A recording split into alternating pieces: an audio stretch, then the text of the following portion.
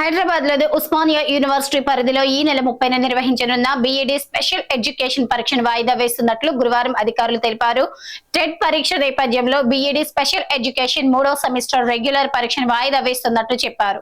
ఈ పరీక్షను తిరిగి వచ్చే నెల 3వ తేదీన నిర్వహించనున్నారు. పరీక్ష కేంద్రం సమయాల్లో ఎటువంటి మార్పు ఉండబోదని స్పష్టం చేశారు. తనపై మావోయిస్టుల పేరుతో లేఖ రాయడం బాధాకరమని మంత్రి సీతక్క అన్నారు. అది మావోయిస్టుల లేక తన వ్యతిరేకుల పన అనేది తేలాల్సి ఉందని చెప్పారు. తొలిసారి ఆదివాసీ బిడ్డ మంత్రి కావడాన్ని కొందరు జీర్ణించుకోలేకపోతున్నారని విమర్శించారు. తన వ్యక్తిత్వం దెబ్బతీసేందుకు ప్రయత్నిస్తున్నారని మండిపడ్డారు. ఎన్నికల్లో తనను ఓడించాలని ఎన్నో శక్తులు పనిచేశాయని ఇప్పుడు మళ్లీ టార్గెట్ చేస్తున్నాయని ఆరోపించారు. 5 రూపాయలకే అన్నం పథకం పేరున అన్నపూర్ణ నుంచి ఇందిరా క్యాంటీన్ గా మార్చడంపై కేంద్ర మంత్రి బండి సంజయ్ ప్రభుత్వంపై మండిపడ్డారు. మార్పు తెస్తామంటూ అధికారంలోకి వచ్చిన కాంగ్రెస్ పథకాల పేర్లను మాత్రమే మార్చిందని ఎద్దేవా చేశారు. ఇప్పుడు అన్నం పెట్టే అన్నపూర్ణ దేవి పేరిట ఉన్న కార్యక్రమాన్ని కూడా మార్చి హిందువులను కించపరుస్తోందని దుయ్యబట్టారు.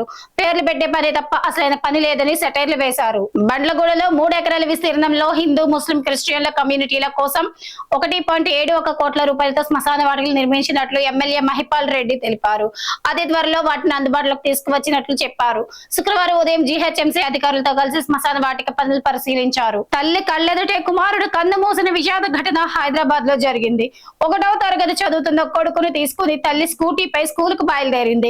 దుండిగల్ పిఎస్ పరిధిలోని మల్లంపేట పల్లవి స్కూల్ ముందు స్కూటీ అదుపు తప్పింది. ఇద్దరు కింద పడగా బాలుడు తలపై నుంచి టిప్పర్ వెళ్లడంతో అక్కడికక్కడే చనిపోయాడు.